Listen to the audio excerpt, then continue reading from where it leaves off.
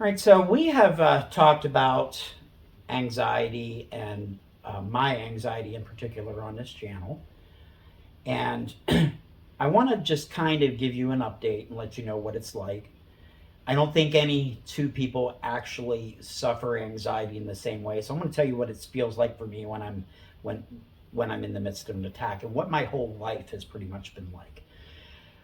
So for me, it's like the fight or flight response switch is stuck on all the time. So that feeling of imminent danger, cold, sweaty palms, the butterflies and knots in your stomach, extreme fear that you don't know where is coming from. That's me every day. That has been my life. I'm 56. I have lived my life like this most of my life. You wouldn't necessarily know, and I'm pretty easy going. I work in sales. So, yes, it doesn't necessarily mean that you're introverted or shy or anything like that. It just is extreme panic that comes on or anxiety that comes on because of a chemical imbalance. It can be very crippling and it can be very debilitating because what happens is when you get in these panic attacks or anxiety attacks, you want to retreat and be by yourself. You don't like to be around large crowds. You feel judged.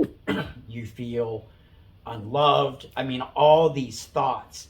I have thousands and thousands of thoughts continuously all the time. My husband probably could comment as to that because they tend to come out when we want to go to bed. Um, but you don't have to let that define you. Now, that took a long time for me to realize, and being an older man, I probably went through life, most of my life, with that being, something that you were ashamed of. Mental health wasn't looked at years ago like it's looked at now. Now everybody talks about it. Actually, it's vogue. It's in style to have a mental disorder. But for those of us that really do, it's absolutely just it's crushing. Um, but just because you have anxiety doesn't mean you have to let it control you. Now, it took me almost 54 years to realize this because I've been on medication. Um, I've been on all of it. Paxil, Ativan, Effexor, Lexapro, Celexa. I've been on all that stuff. Um, and it still comes. It doesn't come as bad. Um, you learn through therapy ways to kind of talk yourself off the ledge, if you will, but the feelings are always there. What they teach you in therapy is how to cope with them. But when those feelings are there and you're in the midst of them, talking yourself off the ledge sometimes can be hard because your mind always goes to a dark place. So a little background, like my family, I had a good family. There was some abuse definitely when I was young, um, especially before my father uh, became a church going person. He wasn't always the nicest person. And I remember even my brother telling me, you always look for the bad. Always look for the worst case scenario.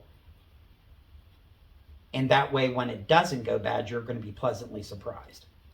So that gives you a little dynamics on my family. This is how we coped. Everything was always negative. Everything was always turmoil. Everything was always chaos. So that was my brother's coping mechanism. Of course, as he taught me that, I also picked it up. So I always looked for what's the worst case scenario. So in any situation, work, life, whatever, I always look for what's the worst thing that can happen. And then try to be pleasantly surprised if it doesn't go south. And that is a very sad way to live your life because you live it in misery. So what I've learned to try to do is really probably what everybody with anxiety does or tries to do is those little things that help us. So with me, um, I try to, when my thoughts go dark, to try to put, a positive spin on it. So let's say I've It could be a work situation that's, taking me down or making me feel upset. I try to not look at it in that dark light, but try to put that positive light. And changing the way you think changes the way you are. And I never believed that either. Um, but I think at a subconscious level, you become what you tell yourself you are. So if I'm telling myself will be better, things will be brighter, I'm starting to believe that. I try to take time to really understand my illness. I try to take time to meditate. Meditation has really helped me a lot because I think that's a way where you kind of empty your mind. You're really just not focusing on anything, and you're allowing your mind that time to breathe. Um, and that's helped a lot. It definitely wasn't something that I could do with ease. It's something I definitely had to work in because my thoughts race and all that other stuff. So slowing down and allowing myself to sit for 5 minutes, then 10 minutes, then I'm up to like 15 or 20 now, has really helped me with my thoughts. So there is help out there. We just have to find what works for us. And like I said, anxiety's there. People have it and people suffer from it. But if you look at me, I'm a salesman. I work in sales. I'm talking to people. I'm in situations that would make most people uncomfortable.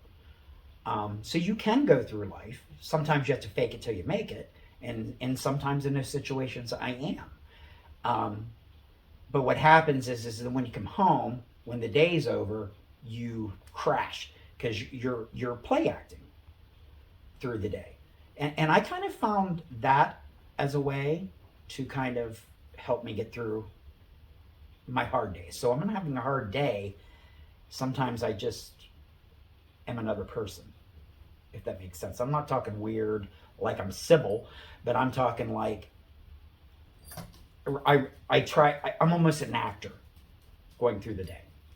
Now, with anxiety, with me, it comes and goes. I have periods where it lasts for months, it can last for years. Then I have a year or two where I'm fine. Then it comes back with a vengeance.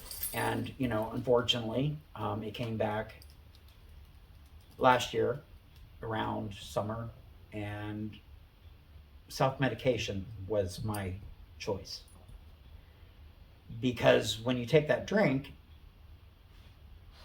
it hits your brain and everything's happy, and you get into that fuzzy little world.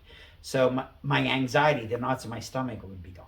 But that presents a whole other world of problems, and it is definitely not the answer. It is definitely not the answer because it could have ruined my relationship. It could have done a lot of damage in those areas. Um, so suicide, any of those things, don't even play that. If you have an anxiety disorder, you think you have one, make sure you seek professional help. Make sure you talk to a licensed psychologist, counselor, those things. These things I'm telling you, they work for me. They may not work for you. Um, but I myself researched and tried a lot of different things to where it helped me. One thing that I know, if I'm in the midst of a extreme panic attack, if I go into a bathroom and put cold water on my face, cold water automatically resets your system. Um, so it gives me a few minutes to collect myself. The anxiety starts coming back, but I'm able to collect my thoughts. I'm able to finish, you know, what I'm doing in that moment. Um, and sometimes you just got to buckle down and do. And that's the hardest part. Sometimes you just got to face your fears.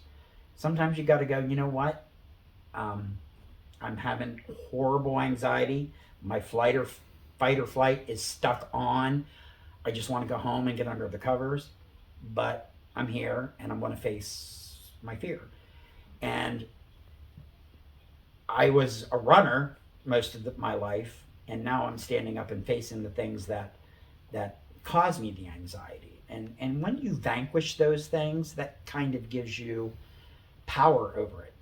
Um, trying to talk yourself off the ledge. Like I try daily affirmations, because any of us that suffer from anxiety, we really know that those thoughts are just not always accurate, but they just feel so powerful and so real when we're in the midst of it. So just trying to tell yourself sometimes this is illogical. Um, always went through, because I was told as a child that I was not wanted, I wasn't liked, I wasn't loved, I was a mistake. I believed that stuff, and I convinced myself. Even people that are nice to me, I always think there's an ulterior motive, because that's how my anxiety goes. So I'm learning to reset all those things. I'm learning my own worth, and I think that's the key for me. Was I had to learn to love myself, because I didn't. I hated myself. I felt I was damaged. I felt I was unworthy. And until I started loving myself, and thank God I have a partner that loves me unconditionally, that helps me to see that. Um, but learning to love yourself, it takes practice. It really does, especially when you have a crippling disorder like anxiety or depression, because you don't when you feel that way. But you got to give yourself permission. You got to, something you do well, I don't care how insignificant it is, praise yourself for it, because that'll start building up your your your own personal morale, because we are damaged, whether it's chemical imbalance, whether it's because of abuse or trauma. um, we have to be able to love ourselves through it. So I just wanted to let you know, and check in, that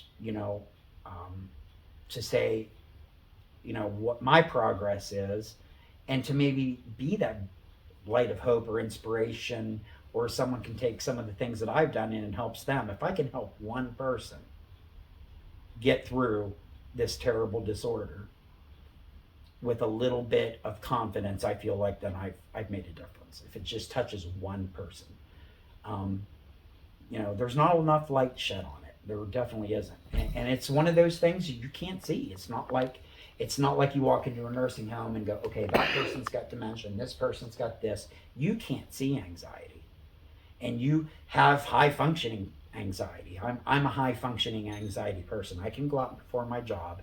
I can keep it together long enough to do what I got to do, and then it hits me later.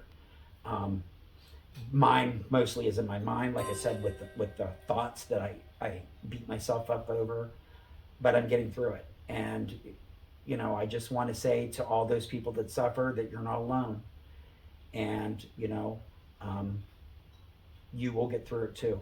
Just love yourself, and that's all I wanted to say. And please hit the like and subscribe button. And if you suffer from anxiety and you want to comment, please comment below.